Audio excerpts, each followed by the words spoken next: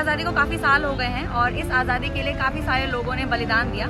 और आज मैं इसी चीज़ से जुड़ी एक खास जगह में आई हुई हूँ जिसका नाम है नेशनल एयरफोर्स म्यूजियम। यहाँ पर वो सारे एयरक्राफ्ट देखने को मिलेंगे जिन्होंने वर्ल्ड वॉर्स में, इंडिया पाकिस्तान के वॉर्स में या फिर जितने भी बड़े बड़े वॉर्स हुए थे उन सब में हिस्सा लिया था। तो बस चलते हैं अंदर और एक्सप्लोर करते हैं एयरक्राफ्ट म्यूजियम को। तो वैसे तो ये जो एयरक्राफ्ट म्यूजियम है ना, ये जो इसका एग्जैक्ट लोकेशन है वो पालम है, पालम के अंदर पड़ता है, लेकिन पालम मेट्रो स्टेशन से ना ये काफ़ी दूर पड़ता है। इस वजह से हम ना सदर बाज़ार कैंट से आ रहे हैं ताकि हमें दूर ना पड़े। तो ये सामने है सदर बाज़ार कैंटोनमेंट का मेट्रो स्टेशन, वहाँ से ब्रिज क्रॉस करके हम नीचे की तरफ जा रहे हैं। तो काफ़ी पास है। तो अभी हमने मेट्रो से नीचे उतर के गूगल किया तो हमें पता चला कि सिर्फ 600 मीटर ही दूर है। तो ठीक है, चल लेते हैं। तो भाई ये मेन गेट है जहाँ से हम मंदिर की तरफ जा रहे हैं। यहाँ पर साइड में भी ना ऐसे एयरक्राफ्ट बने हुए हैं, छोटा सा गार्डन है और ये एंट्रेंस है जहाँ पे अंदर हम जाएंगे। तो वैसे तो हम एयरफोर्स म्यूजियम के अंदर आ चुके हैं। ये देखो भाई, ये सारी की सारी एयरक्राफ्ट्स की रेप्लिकाज हैं, ये देखो। और ये जो बना हुआ है ना पूरा बड़ा सा एरिया, इसके अंदर ना ओरिजिनल एयरक्राफ्ट्स है जहाँ पर हमें भी थोड़ी देर में जाने वाले हैं। तो बस अंदर जाते हैं और देखते हैं।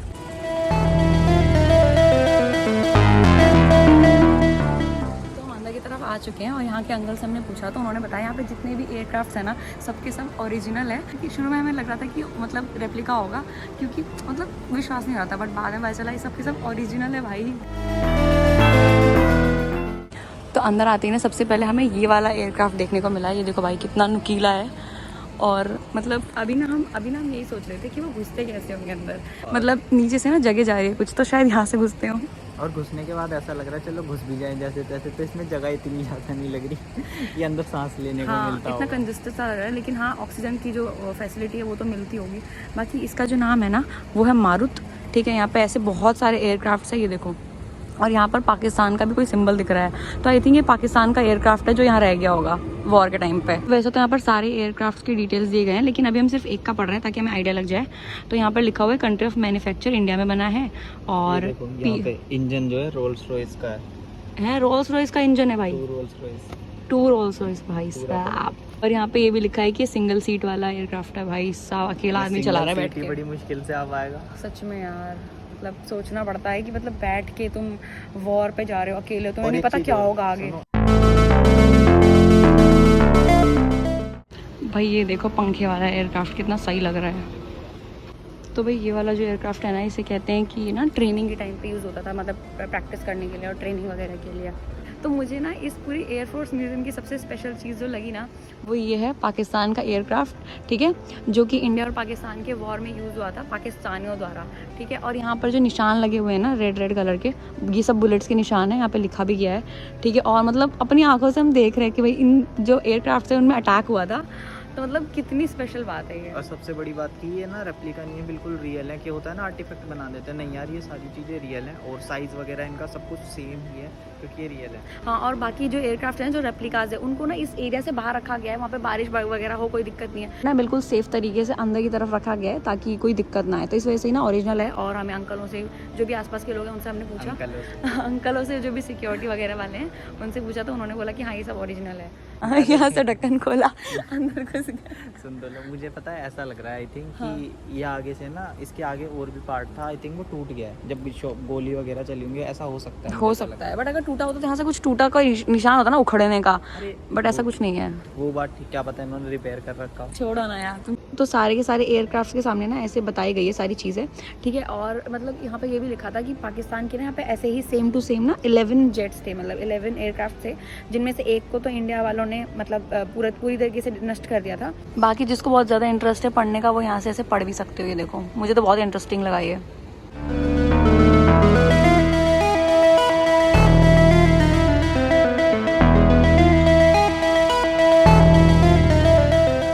तो यहाँ पर ना बीचों बीच एक स्टैचू है जिनका नाम था फ्लाइंग ऑफिसर निर्मलजीत सिंह सेखों।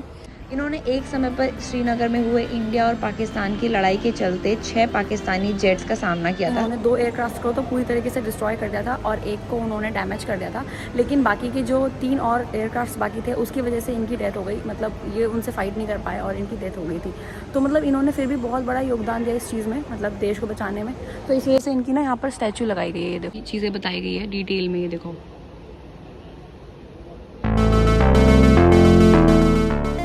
मतलब यार सच में आई कांट बिलीव कि हम एयरक्राफ्ट को इतने पास से देख पा रहे हैं, इसके अंदर के पुर्जे भी दिख रहे हैं, मतलब इसके वायर वगैरह सारी चीज़ें दिख रही है हमें। तो ये देखो भाई, ये कुछ थोड़ा सा यूनिक लग रहा है और काफ़ी मतलब बड़ा लग रहा है। और यहाँ पर लिखा हुआ भी है the most powerful single engine fighter of its days. मतलब ये अपने टाइम का one of the most powerful engine fighter था। तो ये जो 3 पंखे वाला देखने में तो लग रहा होगा ना कि क्या ही खिलौना सा बना है, लेकिन इसने वर्ल्ड वॉर 2 में बहुत बड़ा योगदान दिया है कि नहीं? ये तो बता दो, इंडिया की तरफ से दिया, पाकिस्तान की तरफ से दिया। मतलब अच्छा तू क्या बोल रही है? तो भाई मेरे पीछे ये अगला एयरक्राफ्ट देखो, कितना सही लग रहा है, कितना बड़ा है, ठीक है। और इसके काम भी बहुत बड़ा था। मतलब ये ना वर्ल्ड वॉर 2 में यूज़ हुआ था और स्पेशली ये नाइट फाइटिंग में काम आता था, रात को मतलब फाइट करने के लिए। और आई थिंक इसके सामने कुछ लाइट टाइप भी बनी हुई है, ये लाइट्स हो सकती है मे बी। और मतलब हम इसको ना टच भी कर सकते हैं पर ये हिल नहीं रहा है भाई, इसका पंखा है ये।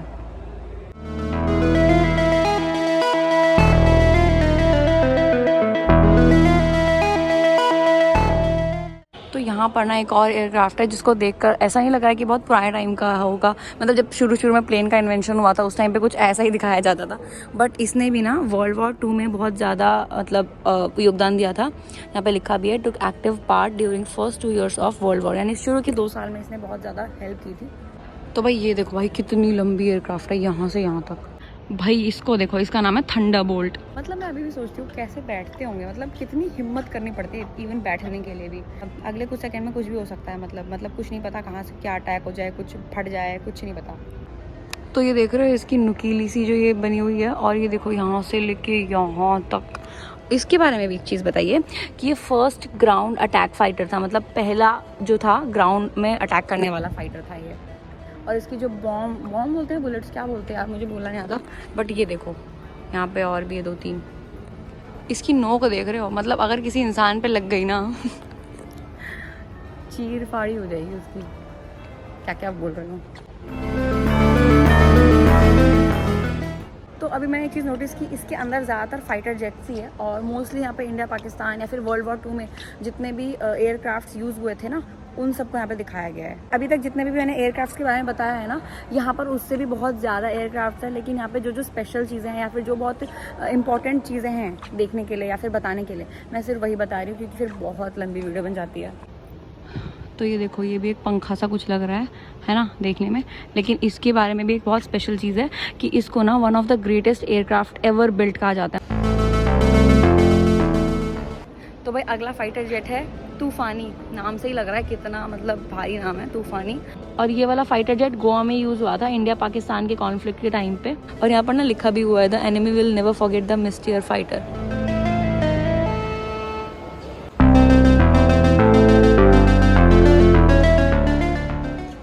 तो ये देखो, ये है अगला फाइटर जेट जिसका नाम है हॉकर हंटर। ये भी लिखा है कि इसमें ना बॉम्ब वगैरह भी कैरी करते थे, जैसे कि यहाँ पे लिखा हुआ है ना 600 rounds and can carry bombs and rockets, मतलब बॉम्ब्स और रॉकेट्स को भी ये कैरी कर सकते थे।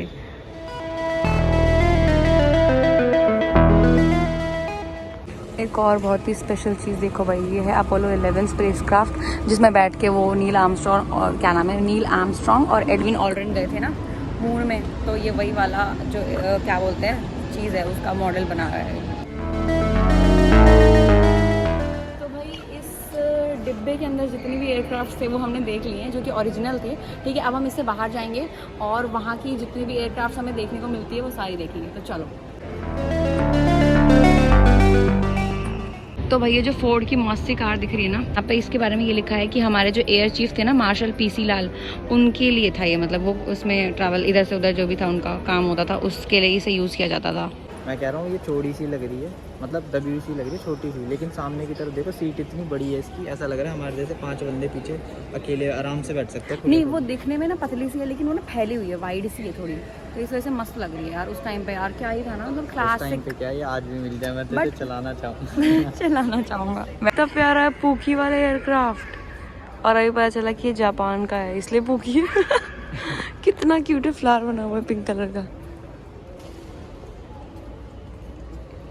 अगर मुझसे कोई लड़ रहा होता और मैं ये एयरक्राफ्ट देख लेती तो मैं उसको गोली मारती भी नहीं, कहती चल यार तू चले जा। झूठ बोल रही है, गुस्से में उसके बाल नोच देती। तो भाई रूस के अंदर के जितने भी एयरक्राफ्ट है वो तो हमने देख लिए, ये भी ओरिजिनल है, और इसके बाहर जो हम देखने वाले हैं वो भी ओरिजिनल ही होने वाला है। ये तो भाई साहब कितना सही है, ये तो बहुत बड़े बड़े यहाँ पे यार। अब इतनी से।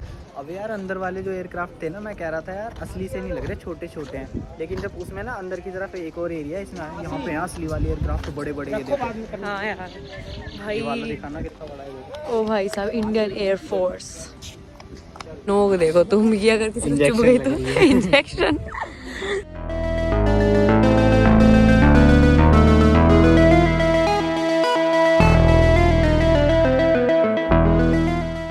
तो अभी हम ना आगे आए हुए हैं और यहाँ पे एक और चीज़ देखने को मिली है जो कि काफ़ी स्पेशल है।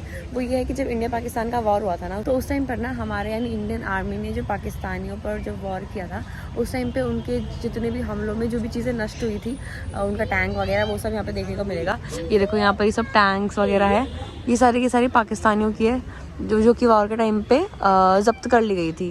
ये देखो, और यहाँ पर लिखा भी हुआ है, इन्होंने हिंदुस्तान की तरफ आंख उठाने का दुस्साहस किया था। तो भी चलते चलते ना हम और आगे आए हैं, यहाँ पे लिखा है गैलरी नंबर 2 और 3। यहाँ पे ना बहुत सारे छोटे छोटे हॉल्स हैं जहाँ पे बहुत सारी ज़रूरी चीज़ें रखी हुई है एयरक्राफ्ट से रिलेटेड। तो अंदर हम आए हुए हैं, वहाँ पे देखो, ये देखो जो भी एयरक्राफ्ट के अंदर सीट्स होती है ना, वो सब दिखाई गई है। और भाई यहाँ पे पैरों के लिए भी अलग से बनाया गया है, मतलब पैरों को भी टाइट करके रखते होंगे। अरे इसमें वो भी है जो पैर को लॉक कर लेते हैं ना, कि अगर एयरक्राफ्ट उल्टा होगा ना तो गिरेंगे नहीं। हाँ, पैर टेढ़े मेढ़े हो जाएंगे ना, इस वजह से वो ये पैरों को फिक्स करने के लिए भी रखा गया है। सोचो, अच्छा हेलीकॉप्टर के अंदर का जो इंजन होता है वो है, ये देखो भाई साहब। और यहाँ पर ना अलग अलग कंट्री के राइफल वगैरह भी देखने को मिल रहे हैं। ये देखो पूरा राइफल है ये, और ये बुलेट। तुम खड़े हो ना सीधा, तुम्हारा इतना कमर है, ठीक है, बुलेट इसलिए अगर ये गई तो IAF's कलेक्शन ऑफ सोर्ड्स, यहाँ पर सोर्ड्स की भी कलेक्शन है, तलवार की भाई साहब।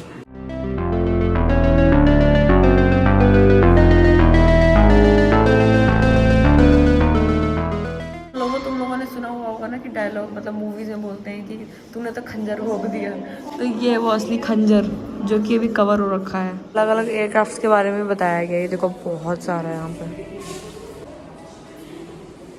और अभी तक जिन जिन को भी वीर चक्र मिला है ना, यानी वो एक अवार्ड होता है जो जितने भी वीर आर्मी ऑफिसर्स वगैरह हैं जिन्होंने देश के लिए देश की सेफ्टी के लिए लड़ाई लड़ी है या फिर अपनी जान गंवाई है, जिन जिनको वीर चक्र मिला है उनके यहाँ पे नाम वगैरह दिए गए हैं। देखो यहाँ पे बहुत सारी लिस्ट है। और पता है क्या, ये वीरता चक्र ना वहाँ पे इंडिया गेट जाते हैं ना, जो वॉर मेमोरियल बना हुआ है, वहाँ पे वीरता चक्र बना हुआ है, उस पर ना नाम लिखे हुआ है, बट वहाँ पे फोटो नहीं है। यहाँ पे फोटो भी देख सकते हो नाम के साथ। हाँ ये देखो, जैसे यहाँ से कहीं पे भी कोई सा भी नाम पढ़ सकते हो, जैसे विनय राज लिखा है इनका नाम। तो मुझे ना कन्फ्यूजन थी कि यहाँ पे वीर चक्र है, यहाँ पे महावीर यानी एक लेवल और ऊपर, और ये है परमवीर, ये और भी परमवीर। तो मतलब ये डिसाइड कैसे होता है कि कौन कितना वीर था, क्योंकि जान तो सबने दी होगी या फिर सबने देश के लिए उतना ही किया होगा। मिशन पे डिपेंड करता होगा, जो मिशन जितना ज़्यादा मुश्किल होगा उसमें जो मतलब उन्होंने अपनी जान गंवाई है, शहीद हुए हैं, उसके हिसाब से आई थिंक होता होगा। मुझे ऐसा लगता है। हाँ ये हो सकता है, मिशन जिसका ज़्यादा हो रहा होगा डेंजरस, उनकी डेथ भी उतनी डेंजरस हुई होगी, ऐसा कुछ होगा। तो ये है वीर चक्र, ये है महावीर चक्र, इनका यहाँ पे पूरा बोर्ड लगा हुआ है, और परमवीर में इनका लगा हुआ है।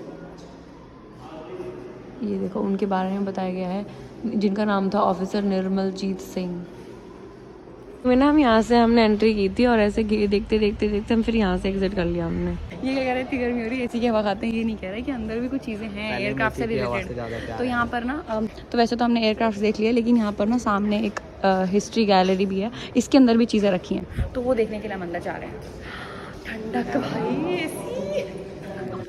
तो भाई यहाँ पर देखो लिखा हुआ है 1947 से लेकर 1948 के बीच में जो कश्मीर में वॉर हुआ था ना, उस टाइम पे जो इंडियन एयरफोर्स थी वो कश्मीर के लोगों को बचाने के लिए आई हुई थी। देखो उनके सामान वगैरह भी पड़े हुए हैं, वो बहुत दुखी है, पीड़ित है, और यहाँ पे जो हमारी इंडियन एयरफोर्स है वो उन्हें बचाने आई थी, और उनके यहाँ पे जेट भी खड़ी है। ये देखो कितना सही लग रहा है ये व्यू, सही मतलब लग रहा है, मतलब देखने में सही लग रहा है, एक्चुअल में तो हमें बिल्कुल भी अच्छा नहीं लगा होगा कि उस टाइम पे ऐसा हुआ। हंस क्यों रहा है, अभी दिक्कत। तो ये देखो भाई, ये इंडियन एयरफोर्स का जो यूनिफॉर्म होता है वो मनमीत सिंह भाई के, तो सही देखो एयरफोर्स का यहाँ पे सिंबल भी है। ऐसे मेरे स्कूल के जूते थे, सबके स्कूल के जूते ऐसे ही होते हैं यार।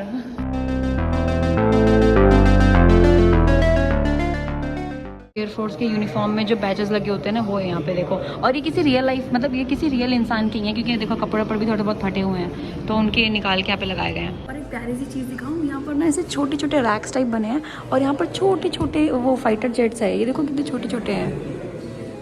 शीशा है। कितना छोटा है यार। और पता है मुझे लग रहा था कि यहाँ पे कुछ भी नहीं है, मैं पकड़ने वाली थी, पता चला एक शीशा है। और ये ना बस स्टार्टिंग पॉइंट थी, अभी अंदर तो बहुत सारी चीज़ें हैं, पता नहीं अंदर अलाउड है कि नहीं। अगर अलाउड हुआ तो रिकॉर्ड करूँगी। अलाउड है भाई, सब अलाउड है, अब तो मैं वीडियो बनाऊँगी। ये देखो यार पेंटिंग कितनी सही लग रही है।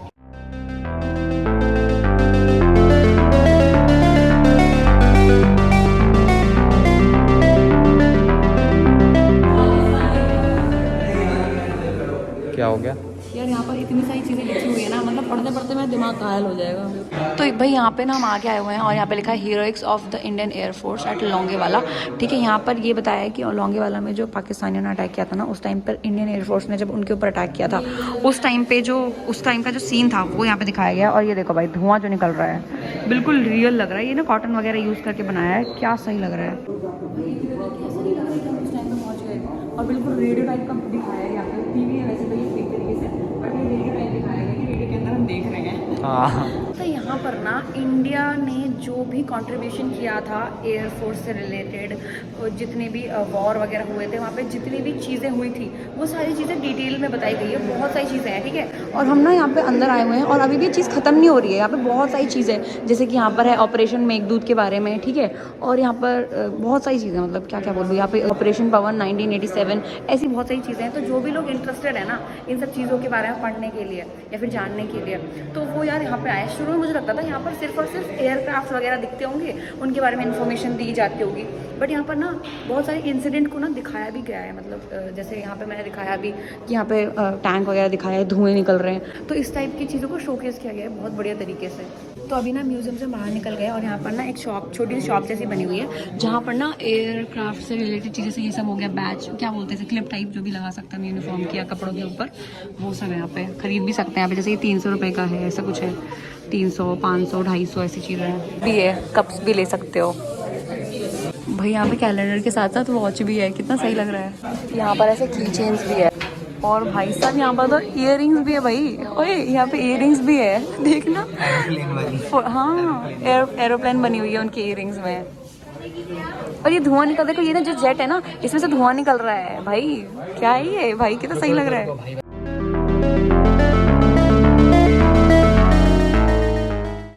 एयरफोर्स म्यूजियम है ना, उसके बिल्कुल साइड में ना यहाँ पे फाउंटेन्स है और सामने ना ऐसे प्लेन वगैरह बने हुए जो कि काफ़ी प्यारे लग रहे हैं। तो यहाँ पर भी हम घूम सकते हैं मतलब। तो जैसे कि ये जो एयरफोर्स म्यूजियम है ना ये पालम में है, और जहाँ तक अभी मैं आई हूँ ना तो मुझे ऐसा लग रहा है कि जो पालम का जो पूरा एरिया है ये मोस्टली एयरफोर्स से चीज़ों से रिलेटेड है। जैसे कि यहाँ पे एयरपोर्ट भी है पास में, और यहाँ पे एयरफोर्स म्यूजियम भी है, और यहाँ पे जो एनवायरनमेंट है ना पूरा एयरफोर्स का ही। यहाँ पे एयरफोर्स स्टेशन है, कुछ जो भी है एयरफोर्स से रिलेटेड चीज़ें होती होंगी यहाँ पे। तो मतलब ऐसा लग रहा है कि हम एयरफोर्स के पूरे एरिया में घूम रहे हैं। और यहाँ की ना रोड बड़ी क्लीन है, देखो सामने की। हाँ क्योंकि ये एयरफोर्स का पूरा वो एरिया है ना। ये देखो यहाँ पर लिखा भी हुआ है वायुसेना स्टेशन पालम। और ये देखो भाई हमारे सामने ये एयरक्राफ्ट हैं, कितना सही लग रहा है यार। ये देखो Indian air force touch the sky with glory. और इस म्यूजियम की टिकट प्राइस थी 30 रुपीज़ पर पर्सन, ठीक है। 30 रुपये में म्यूजियम देख सकते हैं पूरा। और वहाँ से ना आने जाने का डिस्टेंस बहुत पास है, मतलब वॉकिंग डिस्टेंस है, मतलब मुश्किल से 7 से 10 मिनट लग सकते हैं जाने में। और रिक्शे वाले ना फालतू में चार्ज करते हैं, इसलिए रिक्शे में मत जाना अगर टाइम है तो, और नहीं है तो रिक्शा ले, तो हमारी मर्जी है। और दूसरी बात, कैसा लगा व्लॉग ज़रूर बताना, और अगर चैनल में नए हो तो चैनल को सब्सक्राइब करना मत भूलना। और लास्टली हमारी तरफ से आप सभी को हैप्पी इंडिपेंडेंस डे। तो बस मिलते हैं अगले सफ़र में, तब तक के लिए जय हिंद। इसकी व्लॉग एंड करनी है, और पता है कहाँ पे करनी है? रोड के बीचों बीच, ब्रिज के ऊपर, धूप में। तो क्या हो गया? चलो कराओ, लाओ। इसका ध्यान दे छोटे बच्चे।